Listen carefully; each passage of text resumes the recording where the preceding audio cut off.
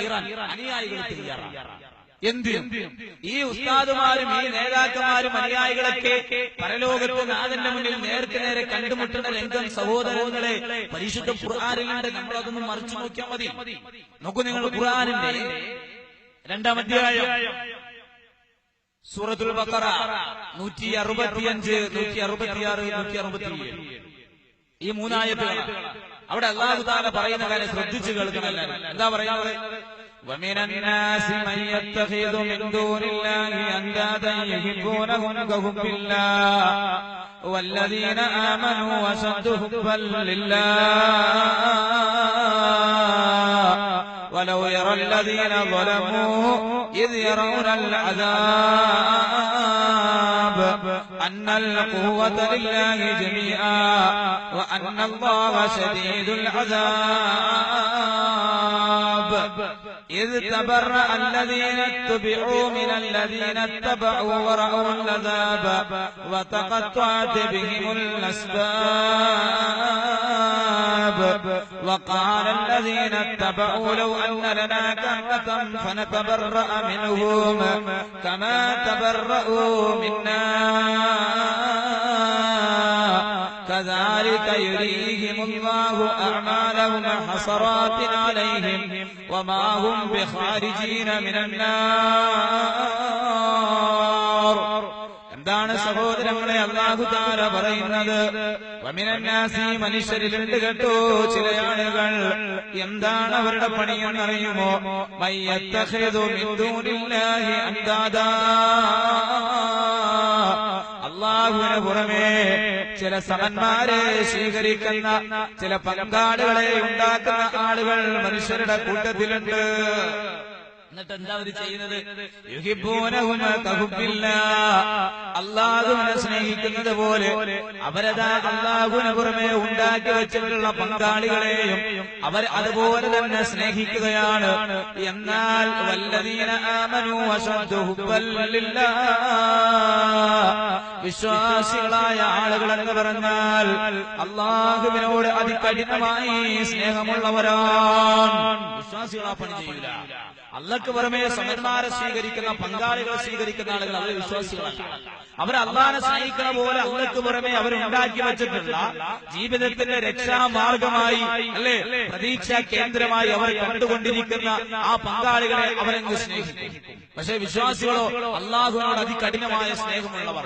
അപ്പൊ അള്ളാഹ്ക്ക് പുറമെ പങ്കാളികളെ, സമന്മാരെ സ്വീകരിക്കുന്നവർ അവരോ അവർ വിശ്വാസികളല്ല. എന്നിട്ട് അള്ളാഹ് പറയാ, വലൗ യറല്ലദീന ളലമൂ ഇദ് യറൗനൽ അദാബ അന്നൽ ഖുവത ലില്ലാഹി ജമീഅൻ വഅന്നല്ലാഹ ശദീദുൽ അദാബ്. ആക്രമികളൊന്ന് കണ്ടറിഞ്ഞിരുന്നുവെങ്കിൽ അല്ലാഹു സുബ്ഹാനഹു വ തആല എല്ലാത്തിനും കഴിവുള്ളവനാണ് എന്നും അതികഠിനമായി ശിക്ഷിക്കുന്നവനാണ് എന്നും ആ അക്രമികളൊന്ന് കണ്ടറിഞ്ഞിരുന്നുവെങ്കിൽ. എന്നിട്ട് അടുത്ത ആയത്താണെന്നറിയോ?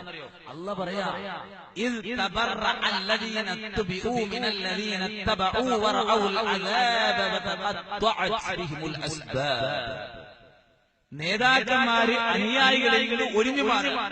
ഇവിടെ നേതാക്കന്മാർക്ക് വേണ്ടി രാപ്പകൽ വ്യത്യാസമില്ലാതെ അവര് പറയുന്നത് തൊണ്ട തൊടാതെ വിഴുങ്ങി അനുയായികൾ പണിയെടുത്ത് ഈ അനുയായികളെ നേതാക്കന്മാരിലൊക്കെ എന്തെങ്കിലൊക്കെ ഒരു പ്രതീക്ഷ, നമ്മൾ ദുനിയാവിൽ കുറെ പണി ചെയ്തല്ലേ നമ്മളെ നേതാക്കന്മാർക്ക് വേണ്ടി എന്ന് കരുതി പരലോകത്ത് വരുമ്പതാ നേതാക്കന്മാര് അനുയായികളിൽ നിന്ന് ഒഴിഞ്ഞു മാറുകയാണ്. എപ്പോ?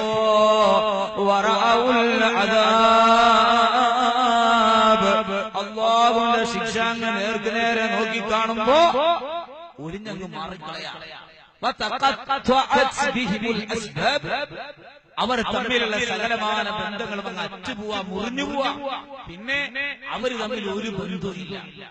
ആ സമയത്ത് ഒന്ന് ആലോചിച്ചു നോക്കിയ സഹോദരങ്ങളെ, ഈ അനുയായികളുടെ മാനസികാവസ്ഥ എന്തായിരിക്കും?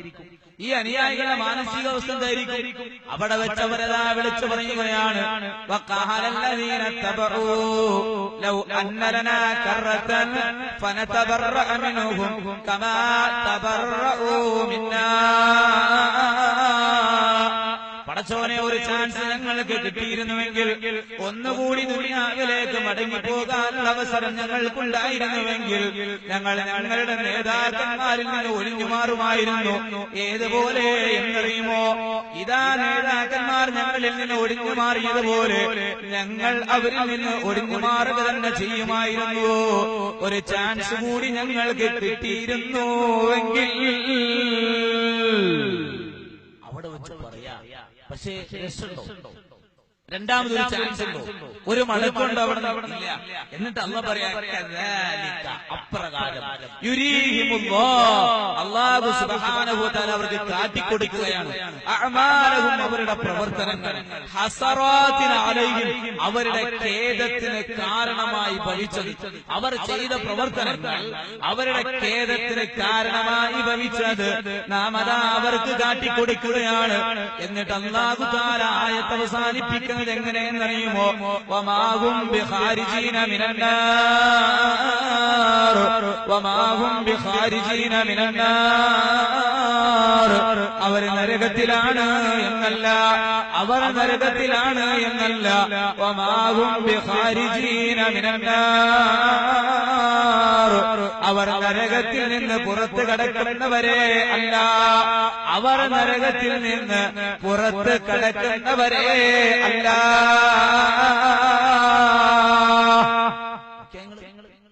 നരകത്തിൽ നിന്ന് പിന്നെ കഴിച്ചിലാകാൻ അവർക്ക് കഴിയില്ല.